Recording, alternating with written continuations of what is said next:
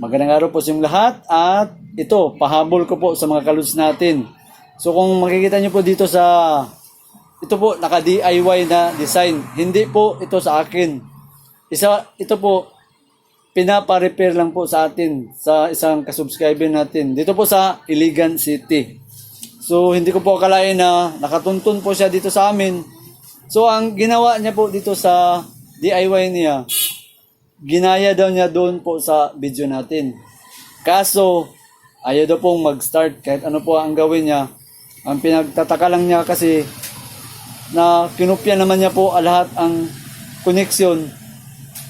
Tapos, bakit hindi daw nag-start itong design na ginaya niya doon sa solar natin. So, kukunin ko na lang itong camera para mas malapit natin dito ang picture dito mga lods. So, dito po mga lods, ang una kong nakita, itong ginaya na sa atin, ito yung luma kong video na nakalagay po na split charge relay. So, okay lang itong na-design pang small setup. So, ang gamit niya, tama, naka-Johnson siya. 1,000 watts. Pero ang output na continuous load ay kaya is 300 watts. So, small setup lang. Tapos, itong gamit niya na ACC, ito naman, hindi naman talaga pure MPPT ito, pero pang budget, pwede na. PWM po ito, pero pwede na ito mga lods sa mga small setup. Tapos, ito, gumamit siya ng LBD module. So, yung LBD module na design dito, sa input po siya nakatapping. Ibig sabihin, pag naglubat po ang battery, masya-shut off po ang Johnson natin o inverter dito, yung design. Tapos, ang maganda sa kanya, naglalagay po siya dito ng MCB distribution. So, para makita sa loob, tanggalin na natin. So, sinik up ko po ang wiring patungo dito po sa battery natin. So, wala akong binago dito. Tama po ang connection niya. Ang binago ko lang, itong input dito. Ang input niya po dito, ginamit, pakita ko sa inyo, hindi po siya mahigpit. Ganito po, kaliit na terminal. Hindi to pwede. Magkakaroon po ng loose contact, delikado. So, yung isa nakita ko kasi medyo maluwag. Tiningnan ko, baka isa rin dahilan, hindi nag-start. Pinalitan ko po ng terminal na 40 ampere. Ito baka nasa 15 to 20 ampere lang. Hindi ito safe. Pero okay lang kasi mababa lang naman ang rated sa magagamit, 300 watts. So, pinalitan ko, kung makikita mo, napakanipis at yan po, makapal po yan na terminal lag. So, naka-compress yan sa ginamitan po natin ito ng crimping tools. Ito, ginamit niya, parang pliers lang yata ginamit dito eh. So, hindi po safe kung ganito. Init po ito. So, ang pangalawa na nakita ko, dito po na dahilan. Isa rin itong dahilan sa mga hindi nakakaalam dito isa po ang dahilan kung bakit mag-start po ang ganito na design kapag naka-LBD. So, gagawin natin, ipapa-energize natin ito mga lods. So, dito sa connection niya, tama po ang connection niya. So, may kunting hindi lang siya na intindihan po dito. So, isali ko na lang dito para mas basir natin yung knowledge mga kaluds natin. So, ang style niya ganito po, i-switch on natin ang battery. So, ito yung battery niya. So, direct, automatic po ang LBD nag-function. Naka-rated ang voltage ngayon sa 13.2. Ang gamit ko na battery, yung 100S natin dito mga lods sa green energy. 100S po ito na LiPo4. Ang voltahe nasa 13.2. Tapos, siyempre, isi-switch on na natin dito ang switching sa inverter para gumana. So yan, nag-start na po. Oh, yan. Tapos ito naman ang breaker niya galing doon sa plug sa output sa inverter. Ito. So pag switch on natin ito, gagana po ang 6-in-1 digital meter. Ang 6-in-1 digital meter, dumaan yun dito sa outlet. So galing doon, pumasok yan dito sa 6-in-1 para mabasa. So ang sabi niya, hindi daw gumana. So dito po, makita ko naman na okay naman. O ayan, gumana po mga lods. So, 0 watts kasi wala pa naman tayong ginamit. So, dito sa unahan ng breaker, ito po ang para sa solar panel. Dito po sa ACC na ganito. Yung input, ito naman ang output. So, nakapreparasyon na po siya na dito ilagay ang solar panel. Tapos, ang output po sa charge controller, dadaan po yan dito sa battery. So, tama po naman, nag-jumper siya kasi ito yung sa battery. So, dito, magkakarga po sa battery yan. So, ito, nag-function na mga lods. So, ngayon, susubukan natin kung paano mag-function. So, dito, may isa-share po ko sa inyo. So, nakita ko isang dahilan. Bakit hindi po daw nag-start? Isa rin ito po, mga lods. So, share ko sa inyo. Ang gamit niya dito, pakita ko sa inyo. Naka 12 volts po ang LVD setting. Diyan, makita naman. 12 volts. Ang reconnect niya is 0.5.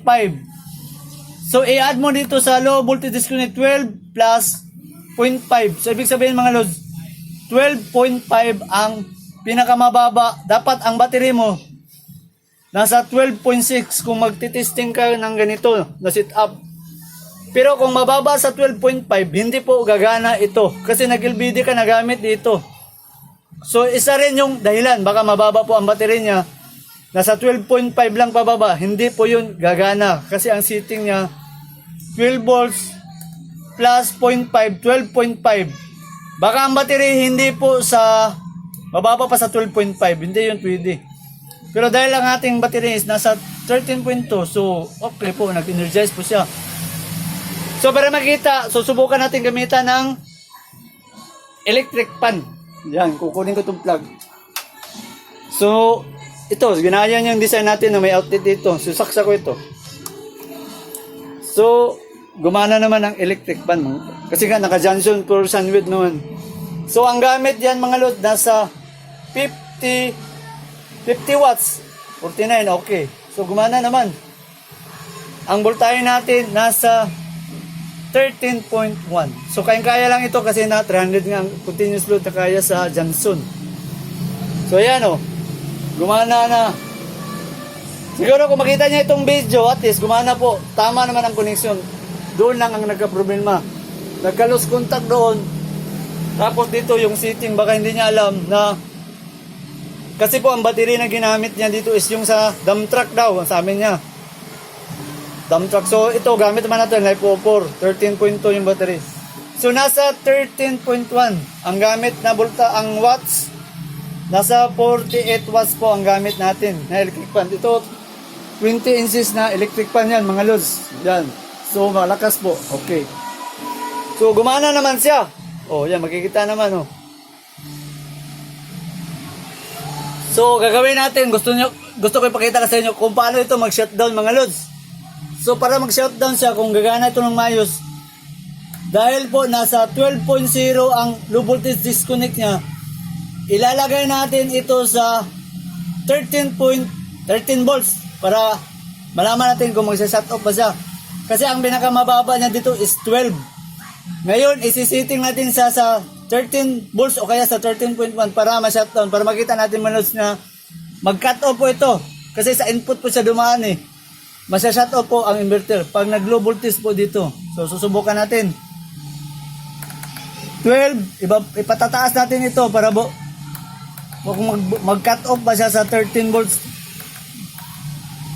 13.1 ang setting natin. Tingnan natin mag-shut off ba siya. Oh, yan. Tama mga lods. Kasi ang pinakababa doon, 13.1 natin. Yan, nag-shut off po ang power inverter. Ibig sabihin, okay po ang charge, split charge relay at saka yung LVD gumagana po mga lods. So ngayon, ito po ang mangyayari. Kung ganun ang setting mo, hindi yun gagana kasi nga naka-setting na sa 13.1 ang low voltage disconnect. Tapos ang voltahe natin nasa 13.2, hindi po ito gagana. Tapos ang reconnect 0.5. So ma-add ang 0.5 sa 13.1. Ibig sabihin 13.6 ang battery kailangan para gumana po ito ulit. Pero dahil ibababa natin sa 12 volts, babalik po ito. So setting natin ito. Yan, ibababa natin sa 12 volts ang low voltage disconnect para gagana ulit ito mga lods. Kasi 13.1 naman ang battery, 13 ito. 12.0. So hintayin natin para ma-setting. Oh, ayan, nag-activate na siya mga lods. Pasok, ibig sabihin okay po ang system niya. Nagaya niya po yung ginamit natin. Tapos yung electric fan gumana naman at ang voltage na ang watts na gamit niya is 50 watts. sa electric fan dito. So gumana naman, okay mga lods. Ito yung outlet na lalagyan niya. O yan, okay naman po. Ito naman, pwede natin i-on ito para makita naman ang indicator dito. Kahit walang solar panel, okay lang kasi may battery supply naman dito. O yan, makita mga lods. So, okay, 13.1 ang nakalagay sa indicator. Tama rin dito, 13.1. So, okay ito, accurate po ang kanya. Yung ECC na ganito na klase po. Okay.